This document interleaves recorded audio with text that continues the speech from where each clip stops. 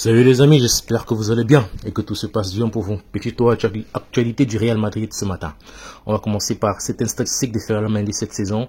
C'est une autre demi-finale, une autre finale justement des Ligues des Champions avec le Real Madrid. 2 titres déjà gagnés, la Liga et la Supercoupe d'Espagne, si je ne me trompe pas.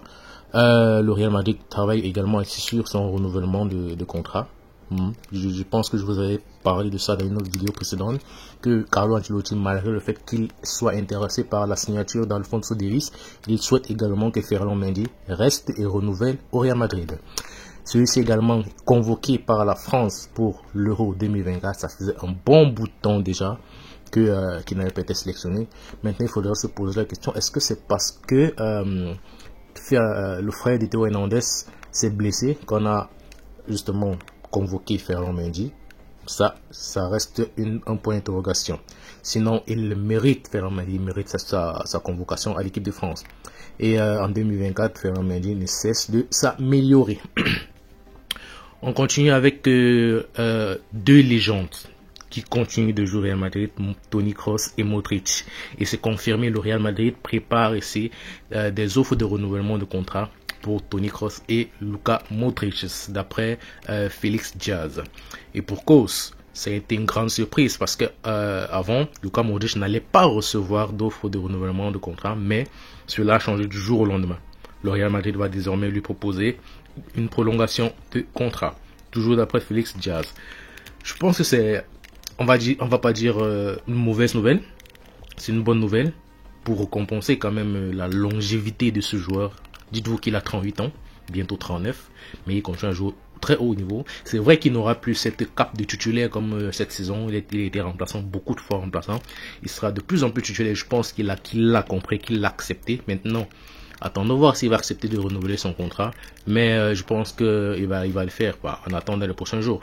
Et tout cela, on peut voir là pendant de nombreux mois, le Real Madrid a considéré justement que le moment des départs serait douloureux pour Luka Modric et Toni Kroos. Donc que le moment arrivé, ce moment ça devait être très douloureux pour le départ. Mais comme je l'ai dit tantôt, la situation a changé et le club va proposer justement 2 renouvellements de contrat. Désormais, tout se trouve entre les mains de Toni Kroos et de Luka Modric. Attendons la suite dans les prochains jours ou bien les prochains mois. Et pour cause, Mario Cortegana également confirme tout ce que je viens de le dire là tantôt. Il dit Carlo Ancelotti veut que Kroos et Modric reste. Il estime que leurs performances ont été excellentes et la compétitivité dont ils ont fait preuve et la culture qu'ils transmettent quotidiennement à leurs coéquipiers. Donc je pense que ça c'est aussi un atout qu'il ne faut pas perdre de vue. L'enseignement que ces 2 gouttes-là, Toni Kroos et Modric, peuvent transmettre à ces jeunes comme Arda Güler, Bellingham, Tchouaméni ou encore Camavinga. Cette culture de la gagne, ce professionnalisme-là, cette façon de voir le jeu, il faut pas oublier, je pense qu'il faut pas oublier ça. Ces 2 gouttes-là peuvent les transmettre, les enseigner ça à ces plus jeunes de l'équipe. Donc je pense que c'est aussi pour ça que Carlo Ancelotti a besoin d'eux dans l'équipe pour pouvoir un peu, on va dire, pour pouvoir un peu se reposer sur eux concernant la formation des plus jeunes.